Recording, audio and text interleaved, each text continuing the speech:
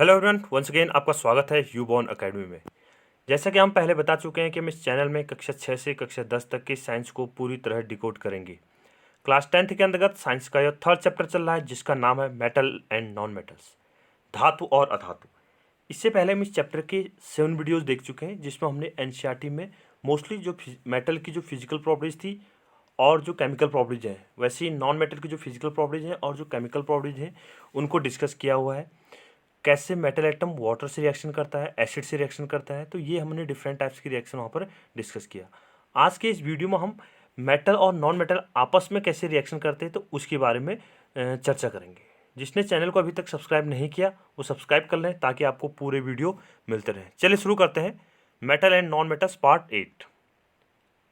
How do metal and non metal reacts. एक हमारे पास क्या है, धातु तत्व, दूसरा क्या हमारे पास अधातु तत्व। तो धातु और अधातु आपस में रिएक्शन करने के बाद किस तरह के प्रोडक्ट बनते हैं या रिएक्शन की क्या कंडीशन है तो उसको हम डिस्कस कर रहे हैं। In the above activities you show the reaction of metals with a number of reagents. ठीक है, मेटल एटम के हमने डिफरेंट रिएजेंट के साथ क्या रिएक्शन देखी थी। जैसे मेटल एटम वाटर से रिएक्शन कर रहा था, मेटल एटम एसिड से रिएक्शन कर सकता है, मेटल एटम बेस से रिएक्शन कर सकता है, मेटल एटम ऑक्सीजन एटम से रिएक्शन कर सकता है। तो ये डिफरेंट टाइप्स के प्रोडक्ट फॉर्म किए जा सकते हैं। Why do metal react in this manner.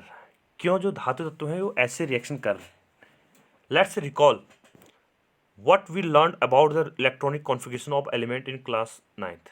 Class 9th में आपको पता होगा इलेक्ट्रॉनिक कॉन्फ़िगरेशन के बारे में आपने इलेक्ट्रॉनों का जो विन्यास है, इलेक्ट्रॉनिक विन्यास जो है, इलेक्ट्रॉनिक विन्यास के बारे में आपने डिस्कस किया था।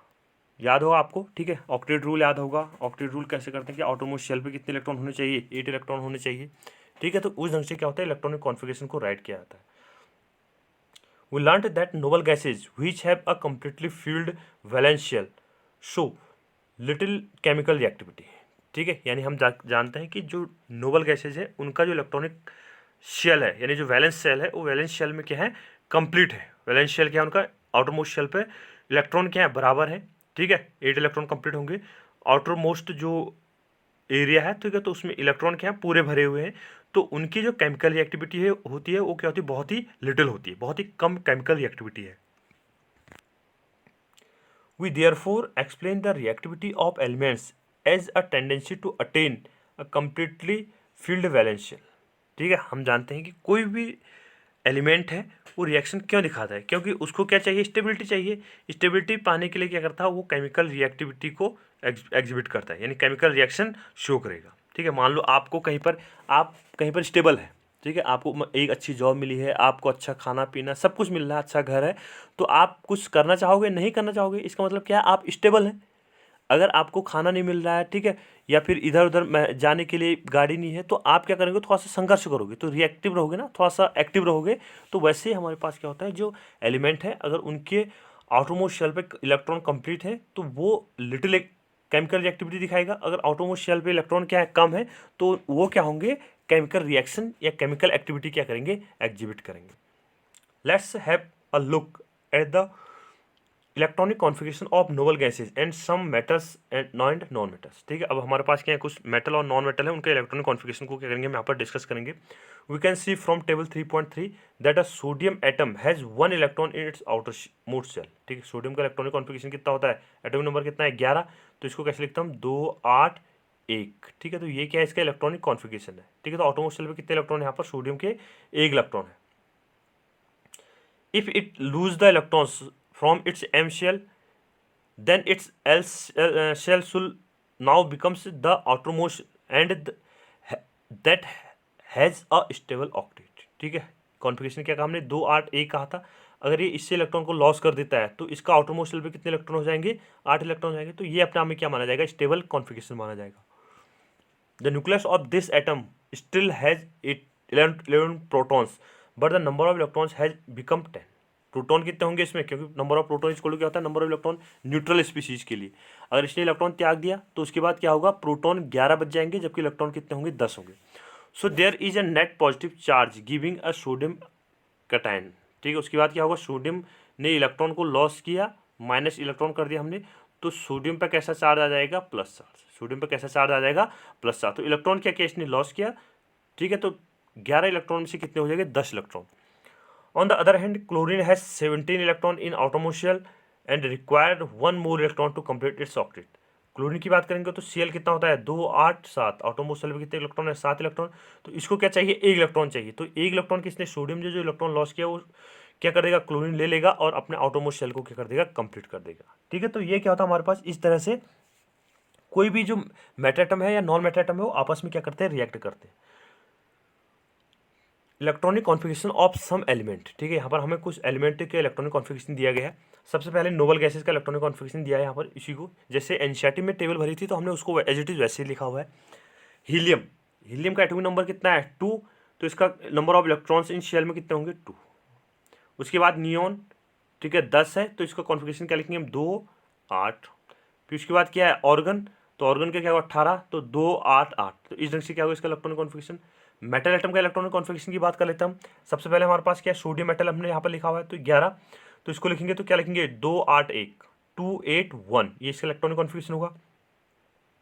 मैग्नीशियम एटॉमिक नंबर कितना है 12, तो इलेक्ट्रॉनिक कॉन्फ़िगरेशन क्या है 282। एल्यूमिनियम 13 283। पोटेशियम 19 2881। उसके बाद क्या है कैल्शियम 2882। तो इस ढंग से क्या होगा इलेक्ट्रॉनिक कॉन्फ़िगरेशन ऐड किया जाएगा।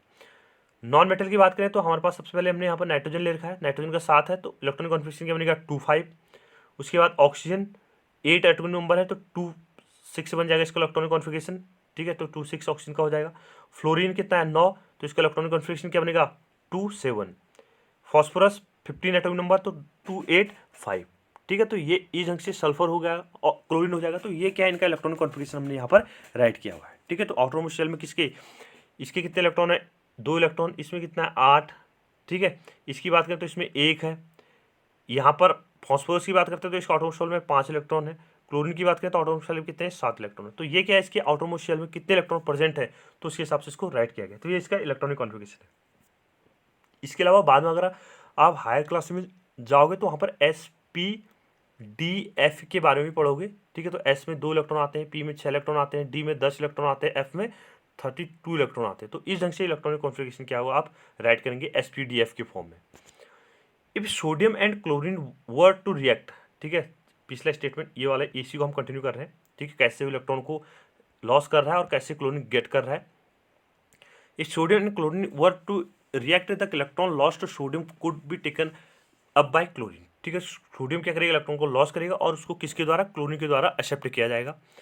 After gaining an electron the chlorine atom gets a unit negative charge because its nucleus has 17 proton and there are 18 electron in its K, L and M shell. ठीक है, तो इसके पास कितने थे 17 electron थे। एक इलेक्ट्रॉन क्या किया इसने गेन कर लिया। ठीक है, तो कितने हो जाएंगे टोटल 18 इलेक्ट्रॉन हो जाएंगे। तो इस ढंग से क्या होगा जो क्लोरीन होगा क्लोरीन के पास 17 तो प्रोटॉन होंगे, इलेक्ट्रॉन कितने हो जाएंगे 18। This gives us a chloride ion Cl negative. ठीक है, इसके बाद क्या हुआ पहले क्लोरीन क्या था Cl, इसने क्या किया इलेक्ट्रॉन को एक्सेप्ट किया तो क्या बन जाएगा Cl नेगेटिव बन जाएगा। Cl एटम पे कैसे चार्ज आएगा negative charge. So both these elements can have a give and take relation between them as follows. इनके पास क्या होगा एक स्पीसीज ने क्या किया इलेक्ट्रॉन को त्यागा और दूसरे स्पीसीज ने क्या किया इलेक्ट्रॉन को गेन किया। तो इस ढंग से क्या किया एक त्याग रहा है और दूसरा क्या इलेक्ट्रॉन को एक्सेप्ट करा। तो इस ढंग से gain and take give and take वाला क्या होगा कंसेप्ट बनेगा। सोडियम एटॉमिक नंबर कितना है 281, एटॉमिक नंबर कितना है एटॉमिक नंबर कितना है 11। ठीक है, कॉन्फ़िगरेशन क्या होगा 281। ठीक है, इसको सोडियम लिखा हमने। इसने इलेक्ट्रॉन ऑटोमोबाइल शेल का जो इलेक्ट्रॉन था 1 इलेक्ट्रॉन क्या कर दिया लॉस कर दिया तो 28 बन गया कॉन्फ़िगरेशन और ये इलेक्ट्रॉन क्या करता हमने यहाँ पर प्लस के साथ लिख दिया। क्लोरीन का एटॉमिक नंबर कितना है 17, 287 कॉन्फ़िगरेशन बन जाएगा प्लस इसने जो ये इलेक्ट्रॉन लॉस किया था ये इलेक्ट्रॉन इसने एक्सेप्ट कर लिया तो हमारे पास क्या बन गया Cl नेगेटिव तो 288 बन जाएगा। ठीक है, एक्सेप्ट किया तो 288 हो जाएगा।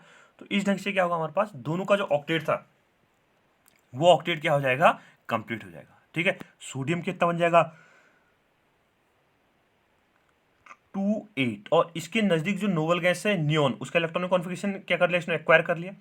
क्लोरीन का एटॉमिक नंबर कितना था 2, एटॉमिक नंबर 17 था, कॉन्फ़िगरेशन 287 था, इसने एक इलेक्ट्रॉन एक्सेप्ट किया तो कितना बन गया 288 बन गया। और किसके नज़दीक, ऑर्गन इसके नज़दीक जो नोबल गैस है उसका इलेक्ट्रॉनिक कॉन्फिगरेशन क्या कर लिया इसने, एक्वायर कर लिया। ठीक है, तो इस ढंग से जो भी स्पीशीज है वो क्या करता है, उसके आसपास के जो भी नोबल गैसेज होंगी उन नोबल गैसेज का कॉन्फिगरेशन एक्वायर करने की क्या रखते हैं, टेंडेंसी रखते हैं। ठीक है, तो इस ढंग से बनता है। जैसे हमारे पास क्या था, सोडियम, आउटरमोस्ट शेल पे कितने इलेक्ट्रॉन है, एक इलेक्ट्रॉन दिखाया हमने इसको। ठीक है, प्लस क्लोरीन, क्लोरीन का आउटरमोस्ट शेल पे कितने इलेक्ट्रॉन थे, 7 इलेक्ट्रॉन, ये 7 इलेक्ट्रॉन रख दिया हमने। अब ये इलेक्ट्रॉन क्या होगा, यहाँ से यहाँ आएगा तो हमारे पास क्या बन जाएगा, NaCl। तो Na, ठीक है, इस पर पॉजिटिव चार्ज इलेक्ट्रॉन लॉस कर दिया इसने, Cl, इस पर कितना होगा, 1 2 3 4 5 6 7 8, और इस पर कैसे चार्ज आएगा, नेगेटिव चार्ज। तो ये क्या हो जाएंगे, इसका ऑक्टेट क्या हो जाएगा, कंप्लीट हो जाएगा। तो इसमें एक क्या है, गिव एंड टेक, किसने गिव किया, सोडियम ने गिव किया, और टेक किसने ले लिया, क्लोरीन एटम ने क्या किया, उसके इलेक्ट्रॉन को क्या कर दिया, एक्सेप्ट कर लिया। तो इस ढंग से गिव एंड टेक वाला कंसेप्ट क्या होता है यहाँ पर चलता है। एक स्पीशीज इलेक्ट्रॉन को लॉस करती है, दूसरा स्पीशीज इलेक्ट्रॉन को एक्सेप्ट करती है। Sodium and chloride ions being opposite charge attract each other and are held by strong electrostatic force of attraction to exist as sodium chloride। ठीक है, इन दोनों के बीच क्या होगा, सोडियम ने इलेक्ट्रॉन को त्यागा, क्लोरीन ने इलेक्ट्रॉन को क्या किया, एक्सेप्ट किया। तो सोडियम में प्लस चार्ज, क्लोरीन पे माइनस चार्ज, तो हमारे पास क्या बन जाएगा, NaCl बन गया। और NaCl किस फोर्स के थ्रू, इलेक्ट्रोस्टैटिक फोर्स के थ्रू क्या होगा, अपने आप में जुड़ा रहेगा, अपने आप में बहुत ज़्यादा स्ट्रॉन्ग फोर्स के थ्रू क्या होंगे, जुड़े हुए रहेंगे। It should be noted that sodium chloride does not exist as a molecules but aggregate to opposite charge ions। जैसे हमारे पास H2 का मॉलिक्यूल होता है, ठीक है, CO2 का मॉलिक्यूल होगा, तो वैसे ही क्या कह रहे हैं हम, जो NaCl होगा वो मॉलिक्यूल के रूप में नहीं रहेगा, वो मॉलिक्यूल के रूप में नहीं रहेगा। ठीक है, तो यहाँ पर क्या है, एग्रीगेट टू अपोजिट चार्ज। ठीक है, आपस में जो एक दूसरे का जो चार्ज होगा उसको क्या करेगा, अट्रैक्ट किया रहेगा। ठीक है, तो उस ढंग से क्या होगा, इसका एग्रीगेशन चलेगा। Let's see the formation of one more ionic compound magnesium chloride. इसके बाद हम मैग्नीशियम क्लोराइड को क्या कर रहे हैं, डिस्कस कर रहे हैं। अब इनके जो क्रिस्टल स्ट्रक्चर होते हैं उस क्रिस्टल स्ट्रक्चर में पढ़ोगे कैसे वो इलेक्ट्रॉन, मतलब जैसे Cl एटम है उसको कैसे सोडियम घेरा रहता है चारों तरफ से। अब हमारे पास क्या है, मैग्नीशियम क्लोराइड को हम फॉर्म कर रहे हैं। मैग्नीशियम एटॉमिक नंबर कितना है, 12। मैग्नीशियम का एटॉमिक नंबर कितना है, 12। कॉन्फिगरेशन लिखेंगे तो 2 8 2। ऑटोनोमस शेल से 2 इलेक्ट्रॉन को लॉस कर दिया तो क्या बन गया, Mg2 पॉजिटिव प्लस 2 इलेक्ट्रॉन, तो कॉन्फिगरेशन क्या हो गया, 2 8। क्लोरीन एक एटम पर कितना था, 17, 2 8 7 कॉन्फिगरेशन होगा, प्लस इलेक्ट्रॉन एक्सेप्ट किया तो Cl नेगेटिव 2 8 8 बन गया। इसका ऑक्टेट क्या हो गया, कंप्लीट हो गया। वैसे जो Cl है, Cl ने भी क्या किया, एक इलेक्ट्रॉन को एक्सेप्ट किया। एक इलेक्ट्रॉन को एक्सेप्ट करने के बाद क्या होगा, उस पर कैसा चार्ज, उसने भी क्या किया, इलेक्ट्रॉन एक्सेप्ट किया, तो 287 से क्या बन गया, 288 में बन गया। किस में कन्वर्ट हो गया, 288 में कन्वर्ट हो गया। तो इस पर भी कैसा चार्ज आ गया, नेगेटिव चार्ज। तो अब देखो जो मैग्नीशियम एटम है, मैग्नीशियम एटम पे कितने प्रोटॉन है, प्रोटॉन तो इसमें 12 है। ठीक है, मैग्नीशियम अगर हम प्रोटॉन की बात करते हैं तो प्रोटॉन 12 है। अगर इलेक्ट्रॉन की पी कितने होंगे, 12। अगर इलेक्ट्रॉन की बात करें तो इलेक्ट्रॉन कितने हो जाएंगे, 10। किसमें, मैग्नीशियम में। अगर हम क्लोराइड की बात करें तो क्लोराइड का प्रोटॉन कितने, इसमें 17 प्रोटॉन होंगे, न्यूट्रल स्पीशीज पे 17 इलेक्ट्रॉन भी होंगे। जब इसने क्या किया, इलेक्ट्रॉन को एक्सेप्ट किया तो कितना हो गया, Cl नेगेटिव बन गया, और कितने इलेक्ट्रॉन होंगे इसमें, 18। जबकि प्रोटॉन कितने होंगे, केवल 17 होंगे। तो 1 से 17।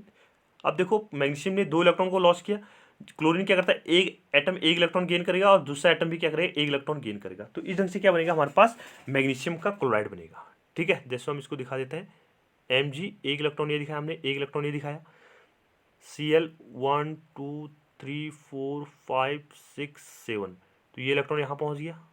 ठीक है, वैसे दूसरा आइटम लिया हमने Cl 1 2 3 4 5 6 7, ये इलेक्ट्रॉन इधर आ गया। तो हमारे पास क्या बन जाएगा, मैग्नीशियम पे कितना, 2 पॉजिटिव चार्ज आ जाएगा, और Cl पे कैसे आएगा, नेगेटिव चार्ज। ठीक है, एक Cl 2 Cl आइटम है ना, तो एक Cl, इस Cl पे भी नेगेटिव चार्ज आएगा और इस Cl पे भी क्या आएगा, नेगेटिव चार्ज, क्योंकि इलेक्ट्रॉन को एक्सेप्ट कर रहे हैं।